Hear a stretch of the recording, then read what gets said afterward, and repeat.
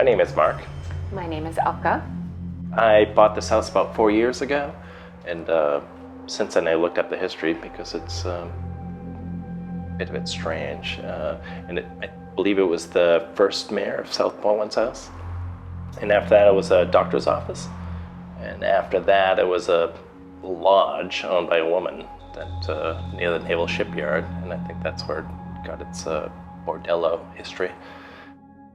And after that it was a home for aged women, and then it became a dorm, and then I bought it.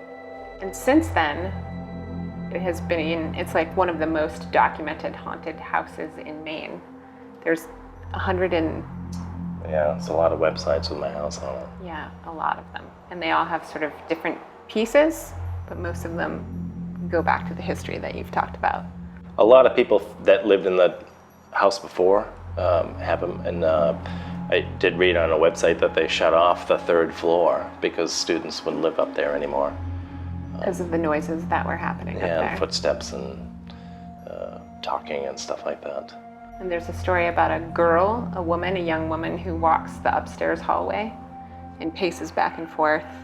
And one of your neighbors from across the street, has seen a woman in a rocking chair out a window on the second floor. And has asked can you please put a curtain on that window so that we can stop seeing the woman in the rocking chair? My neighbor's on the back side as well. They pull their shades down because they're sick of seeing people walking around my house. So the grumpy spirit, can you tell me a little bit about him? Yeah, he's probably not grumpy. He's a middle-aged guy, probably middle-aged, 50 maybe, tweed suit. But it sounds like he has work boots on when he walks around. Very heavy footsteps. Yeah. Distinguishable heavy footsteps. Yeah. And he comes down occasionally to the second floor to check on you. And pace the hallway.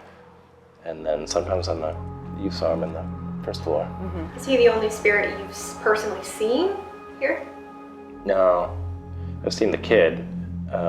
He's about 12 years old. Looks like my kid. I thought it was him, actually. And my kids have seen him too. My kid actually walked from the kitchen and said, "Oh, there's just a kid in the kitchen. Now he's gone."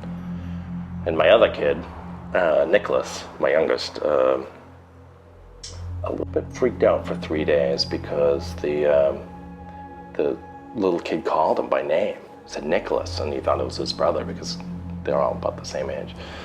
And Nicholas said, "What?" And then ran out of the house because it wasn't his brother. So it kind of freaked him out for 3 days or so. Some paranormal group had come just a couple of weeks before we moved in, and had captured voices of I think at least two women, and the grump guy, who has a really deep voice, fairly creepy, but. And really the only recordings I did when I walked around, I was asking questions, and I got responses like no, or yes, or I did hear there's definitely a woman in the house, and I think it might be her kid, because I had put up a video camera to try to see if I could see them, and you could hear the woman say, "Matthew, no, don't." So I think the kid's name is Matthew. He seems very curious.